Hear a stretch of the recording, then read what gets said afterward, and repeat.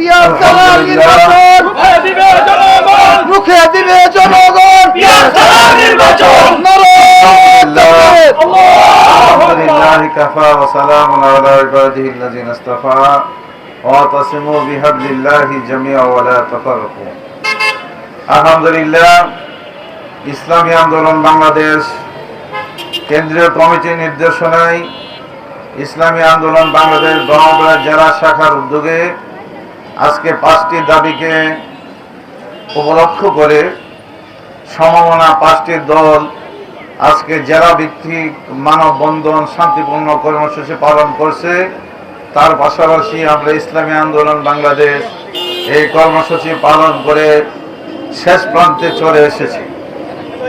এই প্রচণ্ড রোদকে উপেক্ষা করে যে সমস্ত আমাদের আন্দোলনের নেতা কর্মী ভাইয়েরা এসেছেন এবং সমর্থক ভাইয়েরা এসেছেন, সকলকে মোবারকবাদ জানাই। সাংবাদিক ভাইদেরকে মোবারকবাদ জানাই। প্রচণ্ড গরম উপেক্ষা করে আপনারা আমাদের এই বক্তব্যগুলো সংরক্ষণ করে পরিবেশনের উদ্যোগ নিয়েছেন। প্রশাসনিক সহ সর্বস্তরের ব্রাহ্মণবাড়িয়াবাসীকে জানাচ্ছি, আমরা যে 5টি দাবি নিয়ে মাঠে এসেছি, রাজপথে এসেছি, এর একটি হলো জুলাই সনদ। জুলাই সনদ তৈরি হলে যারা অন্তর্বর্তীকালীন সরকার, তাদের মুক্তির পথ হবে। এই আন্দোলনের হাজার হাজার ছাত্র জনতা রক্ত দিয়েছে, তাদের রক্তের সাথে গাদ্দারি হবে না এবং জুলাই পরবর্তী দেশটা শান্তিপূর্ণ হবে। এজন্য আমরা জুলাইয়ের সনদ চাই, তার আইনি ভিত্তি চাই। এমনও হতে পারে আজকে আমাদের এই আন্দোলন, আমাদের এই বিভিন্ন চেষ্টা প্রচেষ্টা পরেও যদি অন্তর্বর্তীকালীন সরকার বাস্তব পদক্ষেপ না নেন, নির্দিষ্ট কারো কথা এজেন্ডা বাস্তবায়নের চেষ্টা করেন, মঈনুদ্দিন ফখরুদ্দিনের মতো আপনাদের এই ক্ষমতা শেষ হলে দেশ ছাড়া হওয়ার সম্ভাবনা অনেকই রয়েছে। আজকে আমরা সংস্কার কেন চাই? 54 বছর এই দেশ আমরা দেখেছি, তারপরে গণঅভ্যুত্থানের মাধ্যমে দেশের মানুষ প্রমাণ করেছে স্বৈরাচার এই দেশের জনগণ চায় না। সংস্কার হলে স্বৈরাচার মুক্ত হবে।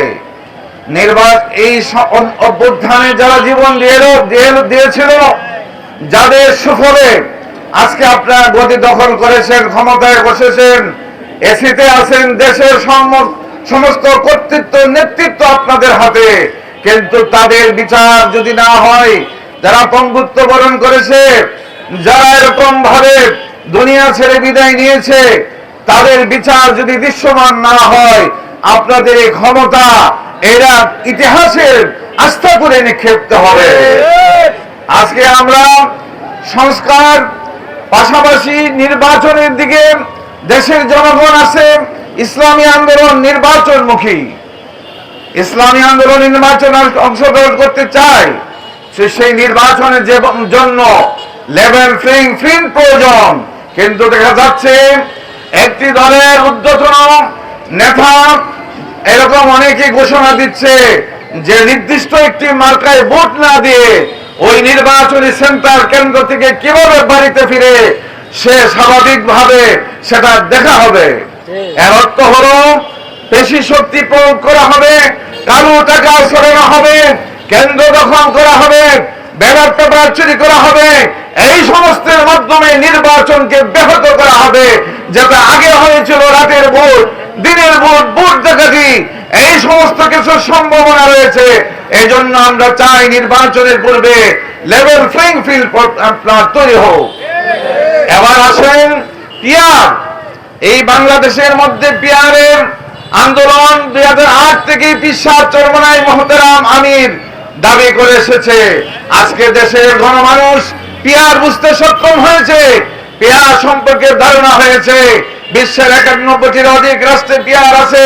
পিয়ার নিয়ে আর বোঝার কারো কোনো বাকি নেই, সকলের সম্মুখ ধরা হয়েছে। আপনারা লক্ষ্য করুন, বাংলাদেশের মধ্যে 1/11 পূর্বে বিএনপির তত্ত্বাবধায়ক সরকার বুঝে না, আওয়ামী লীগ, জামাত, জাতীয় পার্টি সহ অন্যান্য দল আন্দোলন করে তাকে ক্ষমতাচ্যুত করে যখন তত্ত্বাবধায়ক সরকার আসলো, আসার পরে আওয়ামী লীগ ক্ষমতায় গেল, এবার আওয়ামী লীগ যারা কোর্টের আইনের মাধ্যমে, সংসদের আইনের মাধ্যমে এমন এক ব্যবস্থা করলো, আর তত্ত্বাবধায়ক সরকার নাই।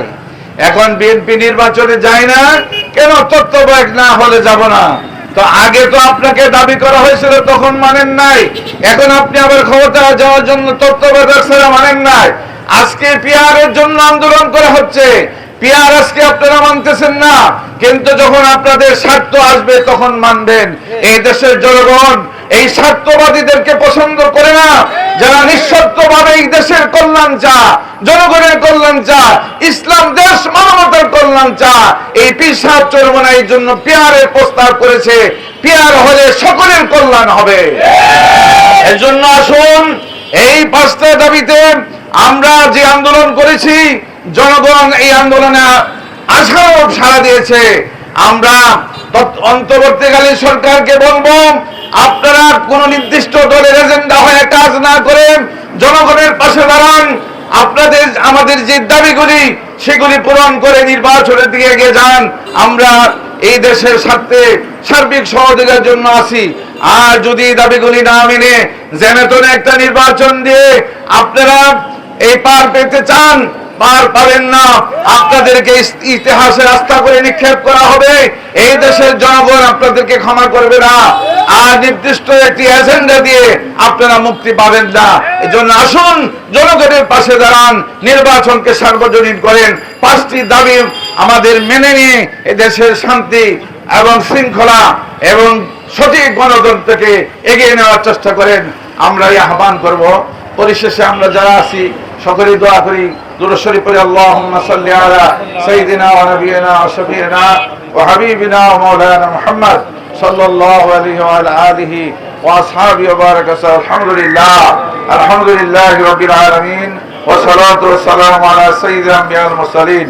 আল্লাহুম্মা আইজ্জিল ইসলাম ওয়াল মুসলিমিন, আল্লাহুম্মা আনসুরিল ইসলাম ওয়াল মুসলিমিন, ওয়াহজুরিল কাফারাতা ওয়াল মুবতাদিআতা ওয়াল ইয়াহুদা ওয়ান নাসারা ওয়াল মুশরিকিন।